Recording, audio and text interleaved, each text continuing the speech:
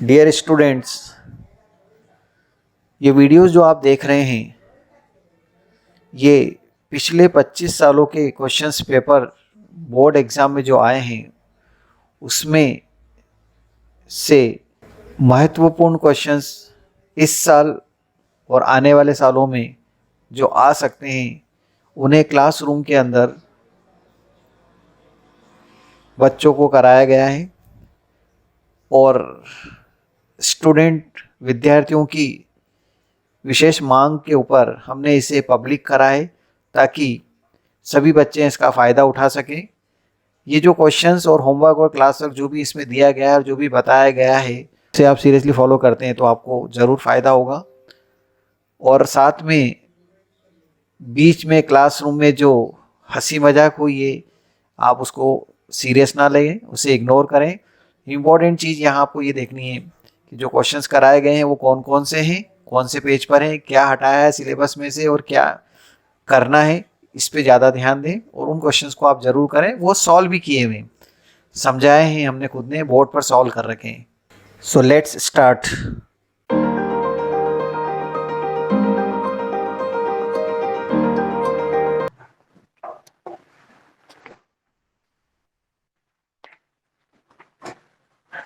Application of derivative, chapter 6.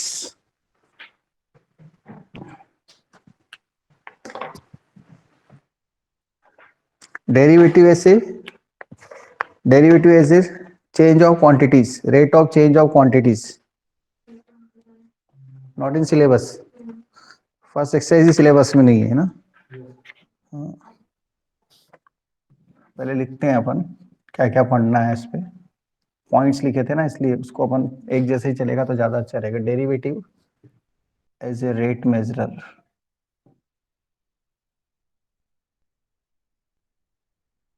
Not in syllabus. Exercise 6.1. Not in syllabus.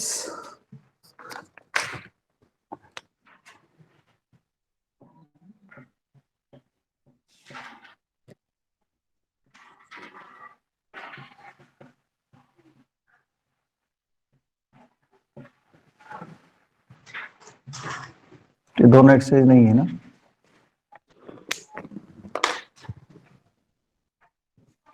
दोनों point नहीं है इससे नहीं। फर्स्ट डेरिवेटिव की थ्योरी और उस पर बेस्ड एक्सरसाइज नहीं है। Increasing and decreasing function,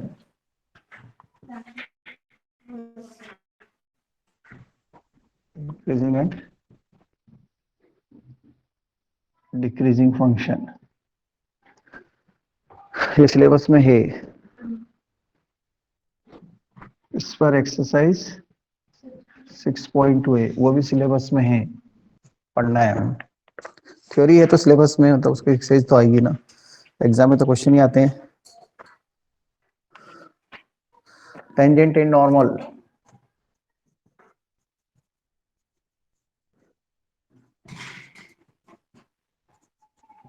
syllabus में है। एक्सरसाइज 6.3 ये भी सिलेबस में है।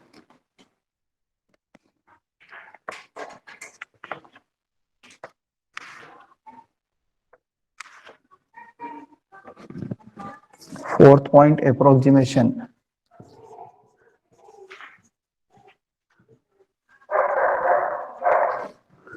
approximation not in syllabus.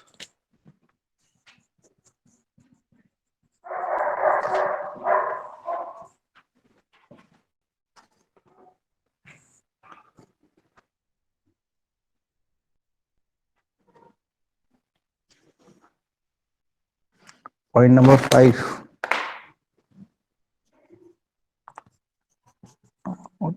Exercise 6.4 वो भी सिलेबस में नहीं है, not in syllabus.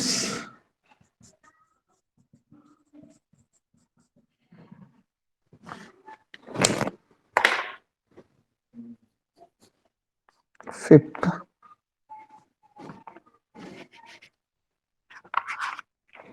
Maxima minima,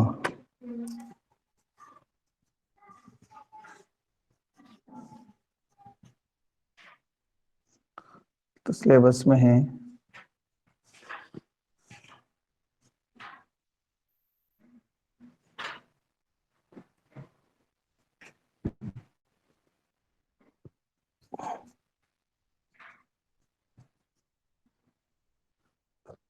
अब उसमें कुछ क्वेश्चंस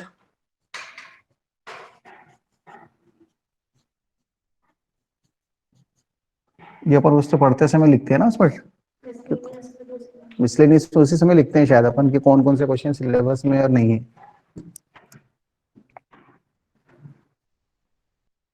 दिया अग्रवाल इतने लेट, भूल गए थे कि अगले मंडे तक की सोच लिया था कि आपने नेक्स्ट क्लास ऑन मंडे, तो बोला पता नहीं सर आपने डेट तो मेंशन करी नहीं थी ना, पता नहीं कोई सा भी मंडे हो सकता है।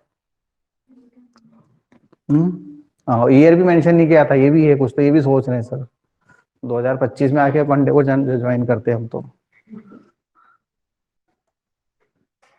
सो ये पॉइंट्स, इसमें कुछ क्वेश्चन हमारे सिलेबस में नहीं होंगे, वो उस इससे रिलेटेड जो इन टॉपिक से रिलेटेड होंगे 6.1 और 6.4। स्टार्ट करते हैं हम एक्सरसाइज 6.1 6.2, हाँ एक्सरसाइज 6.2 से इंक्रीजिंग एंड डिक्रीजिंग, पहले इसकी थ्योरी पढ़ा देता हूँ, फिर इसमें कौन कौन से क्वेश्चन सिलेबस में है, मतलब कौन कौन से क्वेश्चन इंपॉर्टेंट है वो करना है, वही कर रहे हैं ना वो शुरुआत से, सारे क्वेश्चन तो कर ही नहीं रहे हैं जो इंपॉर्टेंट क्वेश्चन है और जो बोर्ड में आ सकते हैं। स्क्रीनशॉट ले लिया। इंक्रीजिंग डिक्रीजिंग फंक्शन, एक और नाम बताया था इसका मैंने, monotonic, monotonic function. Increasing decreasing function बोलो या मोनोटोनिक फंक्शन, एक ही बात है, दोनों का एक कॉमन नेम है मोनोटोनिक फंक्शन। मोनोटोनोसिटी चेक करो, ऐसा क्वेश्चन भी पूछा जाता है। देखिए कोई भी फंक्शन इंक्रीजिंग कब होता है, हमें इसके ग्राफ भी समझना है, क्योंकि डायरेक्ट उसकी थ्योरी समझ में नहीं आती है, तो ग्राफ से वो समझ में आता है जल्दी कि कोई भी फंक्शन का ग्राफ अगर इस टाइप का बनता है, मतलब जैसे जैसे एक्स इंक्रीज होता जा रहा है वाई की वैल्यू भी इंक्रीज होती जा रही है, इस तरह से बढ़ता ही जाएगा ऊपर, तो ऐसे फंक्शन जिसमें एक्स की वैल्यू इंक्रीज होने पे वाई भी इंक्रीज होता है, as x increase y also increase, x decrease y also decrease, दोनों एक ही डायरेक्शन में चलते हैं। ये दोनों का मतलब एक ही है, दोनों एक ही डायरेक्शन में चलते हैं, मतलब एक्स कम हो रहा है तो वाई भी कम हो रहा है, एक्स बढ़ रहा है तो वाई भी बढ़ रहा है, ये तो सिंपल डेफिनेशन हो गई इसकी। ग्राफ इसलिए ऐसा बनेगा क्योंकि जैसे जैसे एक्स बढ़ता जा रहा है वाई बढ़ता जा रहा है, तो इस तरह से ग्राफ बनेगा इसका। हम इसको ऐसे लिखते हैं, fx1 is greater than fx2 as x1 is greater than x2, और इससे हम बोलते हैं function is strictly increasing. fx1 का मतलब होता है y, fx1 जब जब लिखते हैं fx इक्वल टू y होता है, तो fx1 लिखेंगे मतलब y1, तो जैसे जैसे x बढ़ रहा है y भी बढ़ रहा है, x कम हो रहा है y भी कम हो रहा है, तो बात तो एक ही होगी ना, कोई भी एक साइन लगा दो, दोनों ग्रेटर लगा दो या दोनों लेस देन लगा दो, जो ऊपर चीज लिखी है मैंने उसको यहाँ पर मैथमेटिकली ऐसे लिख दिया। लेकिन हमें जैसा चैप्टर का नाम दिया है एओडी, एप्लीकेशन ऑफ डेरिवेटिव नाम दिया है, तो मतलब इसमें डिफरेंशिएशन का यूज करना है, डिफरेंशिएशन इसमें बीच में आना चाहिए कहीं ना कहीं। तो डिफरेंशिएशन को लाने के लिए हमने क्या किया, डिफरेंशिएशन कैसे इसमें यूज होगा, किसी फंक्शन की मोनोटोनोसिटी को चेक करने में, कोई फंक्शन इंक्रीजिंग है डिक्रीजिंग है उसको चेक करने में डिफरेंशिएशन का यूज कैसे होगा, उसके लिए हम क्या करते हैं, इसके यहाँ पर एक पॉइंट ले लेते हैं, कोई सा भी पॉइंट एक पी, और इस पर एक टेंजेंट ड्रॉ करते हैं, ये टेंजेंट है, ये पी पॉइंट यहाँ ले लेता हूं मैं,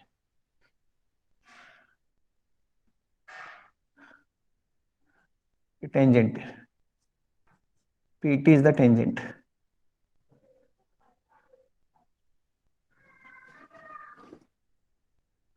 इस पॉइंट पे जो टेंजेंट बनाई इसने एक एंगल बनाया theta with the positive direction of x axis, तो ये जो थीटा बनेगा वो हमेशा 90 से छोटा होगा, भले आप कुछ भी कर लो, कहीं पे भी टेंजेंट बनाओ इस पूरे कर्व के ऊपर, जो टेंजेंट बनेगी इसका जो थीटा आएगा ना, वो इस पूरे कर्व के ऊपर किसी भी पॉइंट पे टेंजेंट बना के देखो आप, थीटा हमेशा 90 से छोटा ही आएगा। और अगर थीटा 90 से छोटा आएगा तो टेन थीटा 0 से बड़ा आ जाएगा, क्योंकि फर्स्ट क्वाड्रेंट में टेन पॉजिटिव होता है 11 क्लास। और टेन थीटा कोई हमने नाम दिया है एम स्लोप, है ना। और इस एम का ही नाम हमने बाद में पढ़ लिया था एओडी की थ्योरी में कि ये डिवाइड बाय डीएक्स होता है, स्लोप ऑफ टेंजेंट। क्योंकि हमने कहा पढ़ा था, जहां पर हमने एलएसडी और आरएसडी की थ्योरी बताई तो उसमें बताया था कि ये slope of the unique tangent बताता है। तो डिवाइड बाय डी एम मतलब स्लोप, स्लोप का मतलब divide by dx, slope of the unique tangent, और ये टेंजेंट की ही स्लोप है। तो अगर कोई फंक्शन इंक्रीजिंग है, जैसे इस इंटरवल में इंक्रीजिंग, इंटरवल देखो आप इसका, ये ए से लेकर बी तक ग्राफ बना हुआ है, तो ए से बी के अंदर x belongs to a to b लिखूंगा मैं। इस इंटरवल के अंदर ये वाला ग्राफ इंक्रीजिंग है, तो हम बोलते हैं कि ये फंक्शन ए टू बी के अंदर इंक्रीजिंग फंक्शन है, मतलब divide by D greater than 0 आना चाहिए। अब ये वाली थ्योरी कई जगह पे तो वर्क करती है और कई जगह वर्क नहीं करती है। कैसे? कई जगह वर्क कर देती, कहीं नहीं। नॉलेज जो हमारा है ना, वो अलजेब्रा के अंदर ग्रेटर देन लेस देन में तो चल जाता है, लेकिन जब हमारा नॉलेज फेल हो जाता है, जहां पर टिग्नोमेट्री आ जाती है, लॉग आ जाता है, एक्सपोनेंशियल फंक्शन आ जाते हैं, तब हमारी ये थ्योरी थोड़ी सी गड़बड़ा जाती है, क्योंकि ग्रेटर देन लेस देन के साइन लॉग के साथ में, टिग्नोमेट्रिक फंक्शन के साथ में जब आते हैं तो थोड़ा सा स्ट्रेस आ जाता है, और हम उस समय उसको गलतियां करने के चांसेस बढ़ जाते हैं, क्योंकि हम इतना सोच नहीं पाते हैं कि इस फंक्शन की जो थ्योरी है, इस फंक्शन के जो कंसेप्ट है जो 11th क्लास में थे, डोमेन और रेंज, वो सब सोचकर हम इसका इंटरवल लिख पाए। और साथ में ये चीज तो हमेशा ध्यान रखनी कि एक्स की ऐसी कोई वैल्यू नहीं होना चाहिए जो डिनोमिनेटर को 0 बना रही हो, एक्स की ऐसी कोई वैल्यू नहीं होना चाहिए जो इमेजनरी आंसर दे रही हो, वो तो कंसिडर होती ही नहीं है, वो फिक्स है हमेशा, वो तो सबके लिए ही कॉमन चीजें हो।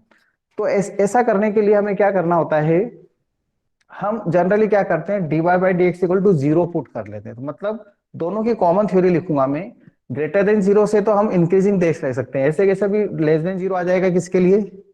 डिक्रीजिंग के लिए आ जाएगा। तो ग्रेटर देन के लिए, मतलब इंक्रीजिंग के लिए divide by D greater than 0 लेके चलो, इंटरवल मिल जाएगा। इंटरवल कैसे मिलेगा? वेवी करो, ये इंटरवल चाहिए आपको, x belongs to a b लिखा ना, ये x की वैल्यू यहाँ है, ये x है, ये सब x है यहाँ पे। इसी पे तो ये x की वैल्यू बढ़ने पे y बढ़ रहा है, जैसे जैसे x बढ़ रहा है y बढ़, x इंक्रीज y इंक्रीज। तो उस चीज को चेक करने के लिए x कहाँ से कहाँ तक है, a से b के बीच में, और यही इंटरवल आपको डिटरमाइन करना है।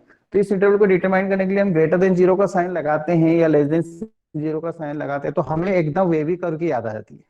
और वेवी कर्व का काम ही है इंटरवल्स को देना, तो वो इंटरवल हमको दे देता है, तो इससे हमारे पास आंसर आ जाते हैं। वो क्वेश्चन जो बोर्ड एग्जाम में आते हैं सिंपली ऐसे ही आते हैं कि आपको इंटरवल्स फाइंड करो, 90% क्वेश्चन में इंटरवल्स फाइंड करो। कुछ क्वेश्चन ऐसे हैं जिसमें इंटरवल्स दिए होते हैं और बताना होता है कि इस इंटरवल में इंक्रीजिंग है, इसमें डिक्रीजिंग, ऐसे 10% क्वेश्चन है। पर ज्यादातर क्वेश्चन एग्जाम में आप देखेंगे तो कैसे आए हुए हैं, फंक्शन दे दिया, इसका इंटरवल फाइंड करो जिसमें इंक्रीज होता है और जिसमें डिक्रीज होता है, और एक वर्ड लगा होता है बीच में और। वो और का मतलब ये नहीं है कि इन दोनों में से कोई एक पार्ट करना है। ये कंफ्यूजन स्टूडेंट को, मतलब बोर्ड एग्जाम में ये ऑब्जर्वेशन में आया कि स्टूडेंट क्या करते हैं, सर दो में से एक करना था तो मैंने एक इंक्रीजिंग का आंसर लिख के आया, ऐसा नहीं है। इंक्रीजिंग और डिक्रीजिंग वो इंग्लिश की टर्मिनल, इंग्लिश का वर्ड है, उसके हिसाब से आ रहा है, तो ये लिखो या ये लिखो, ऐसा नहीं है। जिसमें इंक्रीज हो रहा है या जिसमें डिक्रीज हो रहा है वो इंटरवल्स लिखो, दोनों ही लिखने हैं, इंक्रीजिंग और डिक्रीजिंग। तो ये इंक्रीजिंग की थ्योरी हुई है। डिक्रीजिंग के लिए हम क्या करेंगे, this is for monotonic function, ये किसके लिए लिखा हमने, this is increasing, increasing function. अब इधर लिखते हैं डिक्रीजिंग फंक्शन।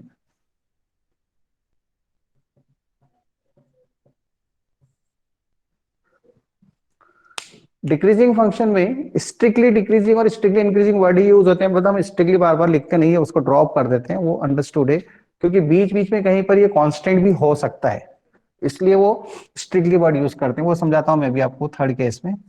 सेकंड केस ऐसा बनेगा ग्राफ, ये देखो, ये ए से बी का इंटरवल है, जिसमें आप क्या देख रहे हैं, एक्स तो बढ़ रहा है पर वाई कम हो रहा है, नीचे आ रहा है ना, वाई डाउन आ रहा है, मतलब वाई नीचे जा रहा है। तो एक्स बढ़ने पर वाई कम हो रहा है, एक्स बढ़ने पर वाई डिक्रीज हो रहा है, और एक्स डिक्रीज होने पर वाई इंक्रीज हो रहा है, ऐसा एरो भी ऐसे लगा दिया ताकि समझ में आएगा उल्टा हो रहा है। और ऐसे भी लिख सकते हैं fx1 is greater than fx2, x1 is less than x2। Sign उल्टे आ जाएंगे, इसमें दोनों एक जैसे होते हैं, इसमें एक दूसरे को उल्टे होते हैं। x1 x2 से छोटा है पर fx1 fx2 से बड़ा है। ये x1 छोटा है, x2 बड़ा है, पर fx2 छोटा है और fx1 बड़ा है। छोटे पे बड़ा, बड़े पे छोटा, इसमें दोनों में क्या था, दोनों ही बढ़ रहे हैं या दोनों ही कम हो रहे हैं। इसमें किसी भी पॉइंट पर अगर आप टेंजेंट लेंगे, ये टेंजेंट बना देता हूं मैं, ये टेंजेंट बना दिया,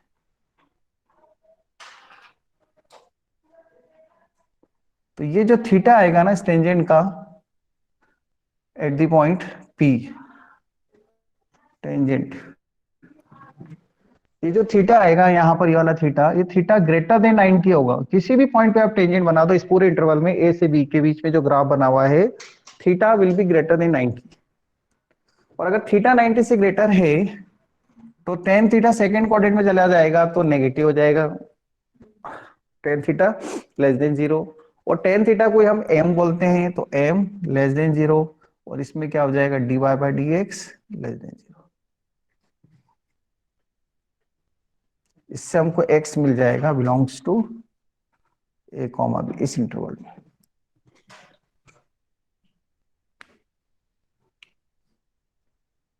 एक मेथड तो ये स्ट्रेट फॉरवर्ड मेथड है जिसका अपन यूज कर सकते हैं अगर क्वेश्चन बहुत इजी है और मतलब ए बी कार वाले में चला जाता है। तो जहां टिग्नोमेट्री आई, लॉग आया, एक्सपोनेंशियल आया, टिग्नोमेट्री आने के तो चांस ज्यादा बनते हैं, पर लॉग और एक्सपोनेंशियल के क्वेश्चंस के चांस बहुत कम होते हैं। वो आईआईटी के हिसाब से उन्होंने दे रखे हैं कि स्टूडेंट ग्राफ बना के समझ लेगा और इतना सब आइडिया बना लेगा। जैसे कोविड केसेस वाला क्वेश्चन दिया भी था मैंने कि कितने केसेस इंक्रीज हुए थे, रेपिडली इंक्रीज हुए थे जब मार्च अप्रैल में जब लॉकडाउन हुआ था, उन दिनों की बात करें तो अगर आप कोविड केसेस का काउंटिंग करते पूरे वर्ल्ड में तो आप देखते कि उसका कर्व जो बनता है ना वो एक्सपोनेंशियल फंक्शन बनता, क्योंकि वो बहुत तेजी से, और एक्सपोनेंशियल फंक्शन स्पीड में जो चीजें इंक्रीज होती है डिक्रीज होती है उसके लिए यूज होता है एक्सपोनेंशियल फंक्शन।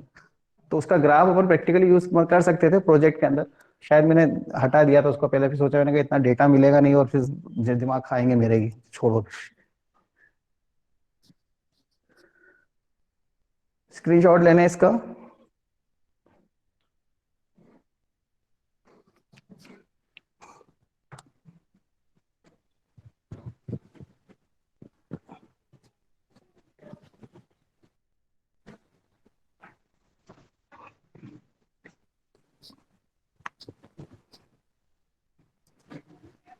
कुछ फंक्शन ऐसे भी हो सकते हैं जो पूरे इंटरवल में इंक्रीज नहीं है, पूरे इंटरवल में डिक्रीज नहीं है, या बीच में थोड़ी देर के लिए क्या हो जाते हैं, कांस्टेंट हो जाते हैं। आप देखो ये ए से बी, बी से सी, सी से डी, इसको आप क्या बोल सकते हो, इंक्रीज हो रहा है पूरा कंटिन्यूअसली नहीं, बीच में थोड़ी देर के लिए क्या हो गया है, कांस्टेंट हो गया है।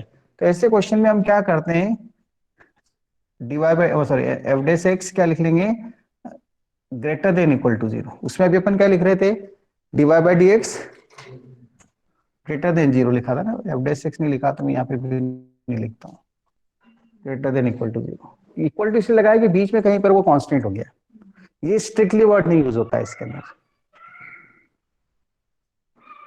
ये डिक्रीज हुआ, फिर यहां पर आया, फिर डिक्रीज हो गया, ए से बी, बी से सी, सी से डी, इसमें d y by d x less than equal to zero चलता है, बीच में थोड़ी देर के लिए कांस्टेंट हो गया ना वो।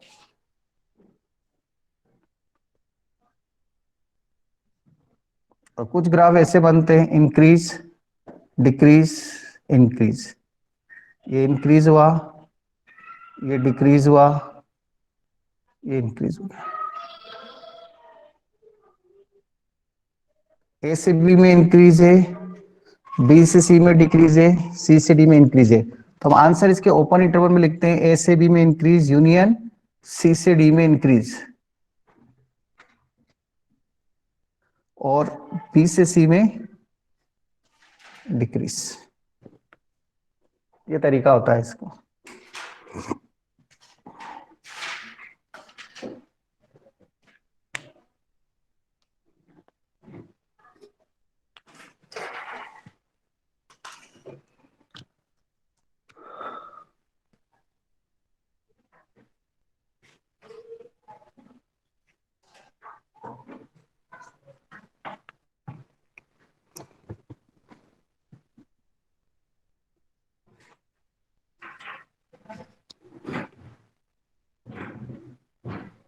स्क्रीनशॉट।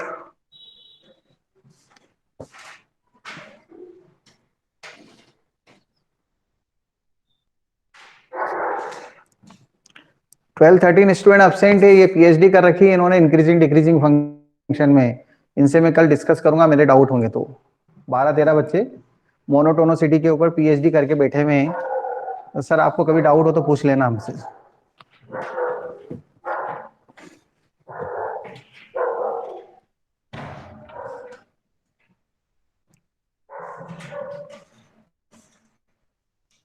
और ये चारों पांचों बॉयज भी नहीं आए आज, इनको बुला रखा है मैंने ना, जिनको बोल रखा है आदर्श मैसेज करवाना पेरेंट्स के नंबर से, हर्ष, दिलावर, हिमांशु, इनको तो बोल रखा है डेली आने के लिए। अनंत, पेरेंट्स के मोबाइल नंबर से मैसेज आई कि हमें नॉलेज में है आपने हमारे बच्चों को बुला रखा है, लेकिन हमारे बच्चे आगे डैश डैश डैश वो खुद ही बोलेंगे।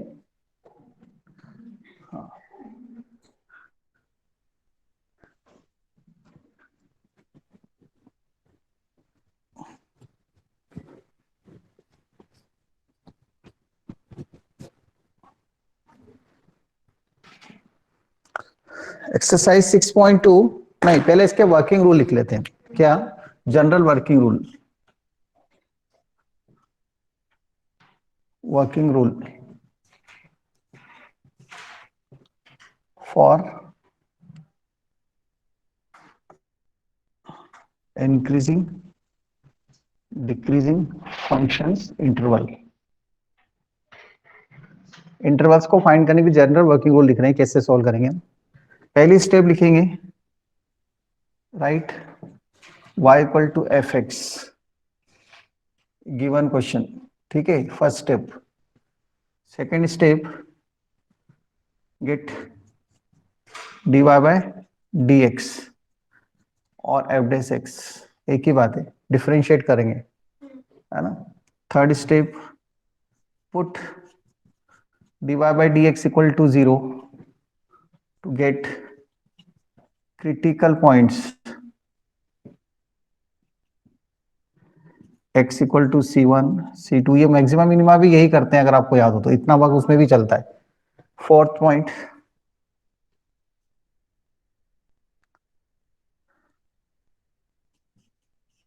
Plot this points on number line. Number line के ऊपर रखते हैं ना इन पॉइंट्स को। प्लॉट का मतलब ऐसा नहीं कि कंस्ट्रक्शन करना है, बस जैसे नंबर डालना है नंबर लाइन पे।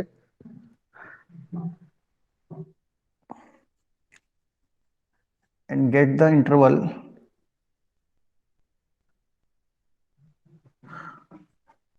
For increasing decreasing. ऐसे ये नंबर लाइन है, माइनस इन्फिनिटी से प्लस इन्फिनिटी, इस पे पॉइंट्स रख दो C1 C2 C3 increasing order में।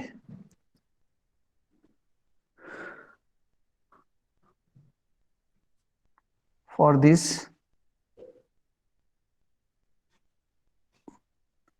Put x equal to C1 minus H from minus infinity to C1। इस इंटरवल में ले लेंगे ना, ये फर्स्ट इंटरवल है, ये सेकंड इंटरवल है, ये थर्ड इंटरवल, बहुत सारे इंटरवल है हमारे पास, कोई भी एक इंटरवल पकड़ लो आप।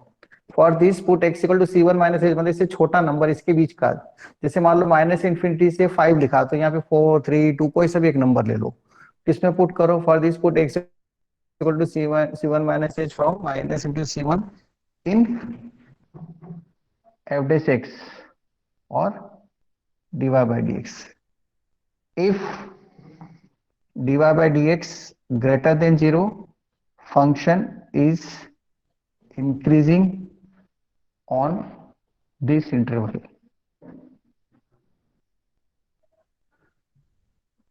other intervals will be decreasing, increasing and so on alternatively।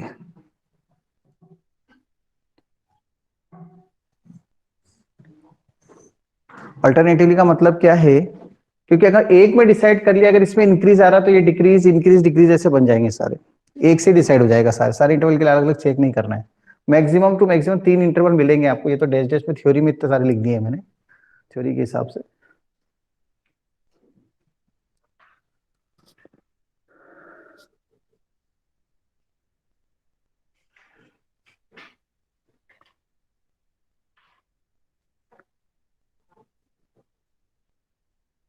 In other intervals, in other interval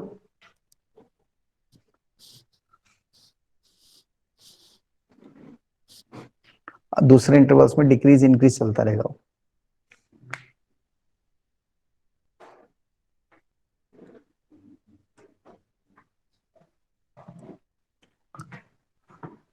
ठीक है, कोई डाउट किसी को? Hello, any doubt?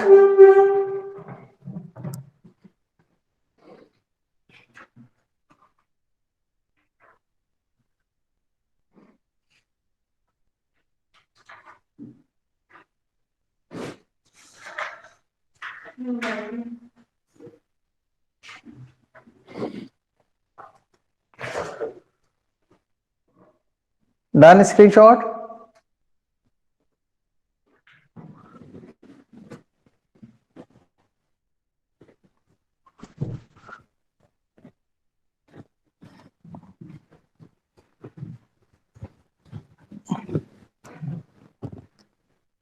लिख लिया था।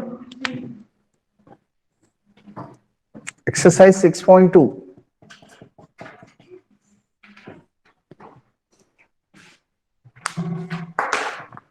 कौन कौन से क्वेश्चन बहुत इंपॉर्टेंट हैं और कौन से नहीं करने हैं ये बता देता हूं मैं इसमें आपको।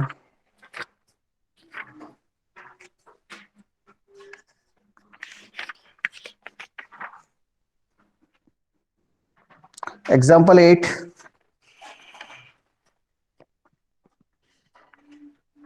9, 11,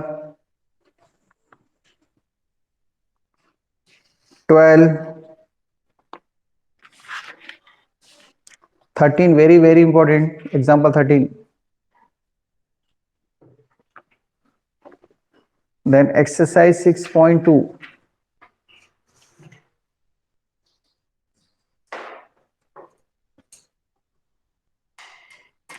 क्वेश्चन नंबर 5, सिक्स्थ का सी और ई, क्वेश्चन नंबर 6 का सी और E part. Question number 7, 9, very very important, 9 very very important question 9।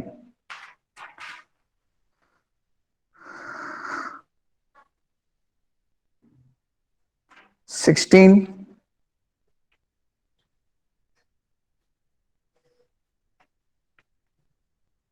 Question number 16 and 17।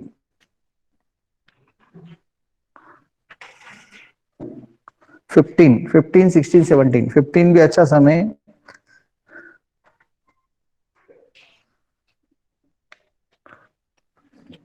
Okay, examples तो आप करेंगे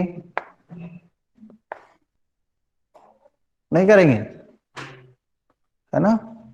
एग्जांपल आप लोग करेंगे।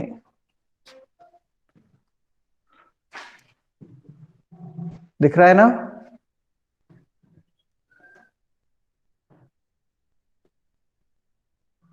एग्जांपल आप करेंगे। क्वेश्चन नंबर 6.2 का मैंने कौन सा बोला होगा, 5th, है ना? Find the intervals in which the given function is strictly increasing और strictly decreasing. Either you can use the general rule to get the intervals, या फिर इंक्रीजिंग के लिए dy by D greater than 0 और decreasing के लिए dy by D less than 0 लेकर भी कर सकते हैं। तो मैं अभी आपको यहाँ पर इस क्वेश्चन को किससे बताता हूँ, ग्रेटर देन 0 लेस देन 0 लेके बता देता हूँ, और उस दोनों मेथड से कर देता हूँ ना। अब आपकी इच्छा एग्जाम में कैसे करें हम। Find the interval in which the function given by f x equal to, question number 5, f x equal to 2x cube minus 3x square minus 36x plus 7। अब ये क्वेश्चन एग्जाम में आ सकता है, और बोला है साथ में discuss the get the intervals, obtain the intervals in which the following function are increasing और डिक्रीजिंग। और का मतलब ये नहीं कि दोनों में से एक करना है ना, दोनों ही फाइंड करने हैं, इंक्रीजिंग और डिक्रीजिंग। तो पहले तो हम जैसे लिखते हैं for increasing function dy by d x greater than 0। तो अब इसका dy बाई डी एक्स तो यही फाइंड कर लो, एफ डेस एक्स जिसे हम बोलते हैं dy by d x 6x² minus 6x-36। इसको इक्वेशन 1 दे दो। यहाँ dy by d x greater than 0 है, मतलब 6x² minus 6x-36 greater than 0। 6 common ले लो, x² minus x minus 6 greater than 0। दो नंबर का प्रोडक्ट ग्रेटर देन 0 है, 6 तो कभी 0 के इक्वल हो नहीं सकता, ग्रेटर देन 0 ही है वो तो ये बचा हुआ नंबर भी ग्रेटर देन 0 हो जाएगा। ये छोटी छोटी सी बातें हैं जो शायद स्टूडेंट को अपने आप समझ में आ जाती है। वो ऐसे सोचता है चलो 6 कॉमन लेके 0/6 कर दिया, कैसे भी डायरेक्ट ये लिख सकते हैं आप, स्टेप 6 कॉमन लेके हटा दिया। अब इसके फैक्टर्स करने हैं, देखो इसके फैक्टर्स क्या होंगे, x² minus 3x plus 2x minus 6 greater than 0। Splitting middle term से x माइनस 3 x प्लस 2, ये आपके लिए कोई बड़ी बात नहीं है। इसके बाद आती है वेवी कर्व मेथड, मतलब आप इसके बाद बुक में डिफरेंट डिफरेंट बुक में डिफरेंट डिफरेंट मेथड ऑब्जर्व कर सकते हैं। हम जैसे एनसीईआरटी बुक में एक टेबल बना रखी है, इसमें नेगेटिव होगा, इसमें पॉजिटिव होगा, इस तरह से डिसाइड किया है हमने। यहाँ से क्या करेंगे, यहाँ से x की दो वैल्यू मिलेगी हमको 2 और 3, इसे हम बोलते हैं क्रिटिकल पॉइंट, जो अभी बताया था मैंने जैसा आपको, है ना। 3 -2 और 3, तो ये -2 यहाँ पर लिखेंगे और 3 यहाँ लिखेंगे, ठीक है। और इक्वल टू में इक्वल टू का साइन नहीं लगाना, इस पे बोल्ड सर्कल नहीं बनाना है, क्योंकि ये इक्वल टू 0 नहीं चल रहा है, ग्रेटर देन लिखा है देखो आपने ना, इसलिए यहाँ पे बोल्ड सर्कल नहीं बनाएंगे, ये ओपन इंटरवल बनेंगे। हम राइट साइड से स्टार्ट करते हैं, प्लस माइनस प्लस। ये रीजन आपको पता है क्यों करते हैं प्लस माइनस प्लस, क्योंकि इनकी एक्सपोनेंट ऑड है, देखो आप। और एक्सट्रीम राइट से ही स्टार्ट करना विथ पॉजिटिव, कुछ भी हो साइन इधर उससे मतलब नहीं, यहाँ पॉजिटिव से ही स्टार्ट करेंगे। कंडीशन सुनना, एक्स के कोफिशिएंट कैसे होना चाहिए, पॉजिटिव, और इनकी एक्सपोनेंट कैसे होना चाहिए, इवन और कुछ भी हो सकती है, पर स्टार्ट प्लस से करेंगे। अब अगर ये प्लस के बाद इधर प्लस आएगा या माइनस आएगा, वो डिपेंड करेगा इस एक्सपोनेंट पे। अगर ये इवन होती इसकी एक्सपोनेंट, किसकी, 3 की एक्सपोनेंट, तो प्लस से वापस में क्या लिखता है, प्लस। मतलब अगर मान लो यहाँ पे ये होता थोड़ी देर के लिए, तो ये प्लस के बाद वापस प्लस का साइन आ जाएगा। इवन एक्सपोनेंट पे नो चेंज, क्योंकि प्लस स्क्वायर करेंगे नेगेटिव का तो भी प्लस रहेगा, पॉजिटिव का स्क्वायर भी पॉजिटिव रहेगा, इसलिए चेंज नहीं होता है। लेकिन अभी क्या है, यहाँ पर ये ऑड है। फिर हम इसके बाद इस पर आएंगे -2 पे, तो इसके एक्सपोनेंट देखेंगे, इसके फैक्टर की एक्सपोनेंट x-2, इसके से रिलेटेड जो फैक्टर x प्लस 2, इसके एक्सपोनेंट 1 है। अगर मान लो ये थोड़ी देर के लिए यहाँ पे 2 होती, तो ये माइनस से वापस इधर क्या लिखता, मैं माइनस लिखता। अगर इधर माइनस है तो फिर वापस इधर माइनस ही लिखना पड़ता, क्योंकि यहाँ पर इवन एक्स, तो इवन एक्सपोनेंट में नो चेंज, ऑड एक्सपोनेंट में चेंज। जनरली आपको ये ऑड एक्सपोनेंट वाले क्वेश्चन ही मिलेंगे, 99% बोल रहा हूँ, इसलिए हम प्लस माइनस लगा देते हैं, स्टूडेंट उसको याद कर लेते हैं कि अपने तो प्लस माइनस लगाने, क्योंकि वो बाई चांस सही हो जाता है।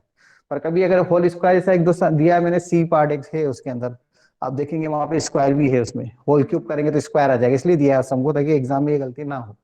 अब प्लस माइनस प्लस तो आ गया हमारे पास, इसके बाद हमें dy by d x greater than 0 चाहिए, मतलब पॉजिटिव साइन कहाँ दिख रहा है, ग्रेटर देन 0 ये है पॉजिटिव, और ये है, तो ये दोनों इंटरवल मिलकर हमको क्या देते हैं, फंक्शन इंक्रीजिंग देते हैं। मतलब therefore intervals for increasing function, इसके लिए आप ऐसे कर्व बना देना, प्लस माइनस, इसको वेवी कर्व बोलते हैं। फ्रॉम द इंटरवल लिख सकते हैं आप, -∞ से -2 union 3 to ∞, and for decreasing, अपने आप ही आ जाएगा आप इंटरवल, इसको अलग से करने की जरूरत ही नहीं है, dy by d x less than 0 for decreasing -2 to 3। ये नीचे मतलब ये डिक्रीज है और ये इंक्रीज है, ये इंक्रीज है। ये वो कर्व नहीं बनाया है मैंने जो फंक्शन का कर्व नहीं है, एक जनरल कर्व है, वेवी कर्व, वेव बनाई है प्लस माइनस को डिसाइड करने के लिए, इस फंक्शन का कर्व नहीं बनाया है मैंने कि सर ये तो इसमें डिक्रीज और इधर डिक्रीज है फिर इनकी दिख रहा है, ऐसे नहीं सोचना है इसमें। ऑर्डर 3-5 होगा तो अपन वाली मेथड लगाएंगे, काजू बादाम से पहले फैक्टर्स फाइंड करेंगे, फिर 3 फैक्टर अगर नहीं आ जाएंगे तो तीनों के लिए अलग अलग कंडीशन लेके चेक करना पड़ेगा, नहीं आएंगे ऐसे क्वेश्चन, क्योंकि 3 4 5 वाले के लिए यहाँ पर दिमाग, यहाँ पे बेबी कर्व, फिर वो अपने को क्या करना पड़ेगा, जितने भी पॉइंट्स उसको रख देंगे, प्लस माइनस प्लस कैसे डिसाइड करेंगे, पुट करके कोई भी एक नंबर लेके। मान लो 3 इंटरवल आए, जैसे आपका क्वेश्चन है ये 1 2 3, अब 4 हमारे पास ये हो गया ना, तो प्लस माइनस साइन कैसे लगाएं अपन इसके अंदर, तो वे भी कर सकते, प्लस माइनस साइन तो लगा सकते हैं। यहाँ पे x-1 x-2 x-3 है, लेकिन एक और मेथड अभी मैंने क्या बताया आपको, आप क्या करो उसके अंदर 3 से बड़ा कोई भी नंबर रख के देख लो। किसमें रख के देखो, dy बाई डी एक्स में। अगर ग्रेटर देन 0 आया तो पॉजिटिव, और ये पॉजिटिव तो फिर ये नेगेटिव पॉजिटिव चलेंगे अगर इनके एक्सपोनेंट इवन हो। हाँ, और अगर वो फैक्टर्स, मतलब यहाँ पे ऐसे भी नहीं आना चाहिए जिसके फैक्टर्स इमेजिनरी नंबर हो रहे हो। तो ये सब केसेस क्या है इसके, कहते हैं ना, ये 2-3% वाले केसेस ऐसे बेकार होते हैं जो हमारे को चैप्टर का कचरा कर देते हैं। ऐसा होता है ना कि 2-3% ये चीजें हम अगर उसके ऊपर ज्यादा ध्यान दे देंगे तो वो गड़बड़ कर देंगे।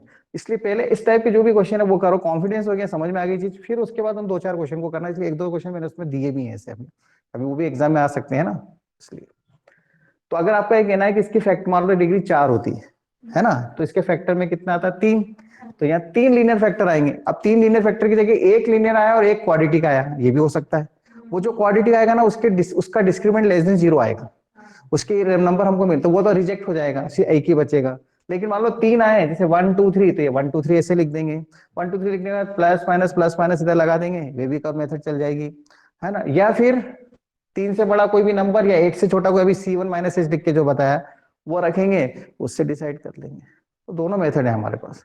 हाँ, ये जरूर है कि वो 3 वाले के लिए फैक्टर करना काजू बादाम मेथड लगेगी।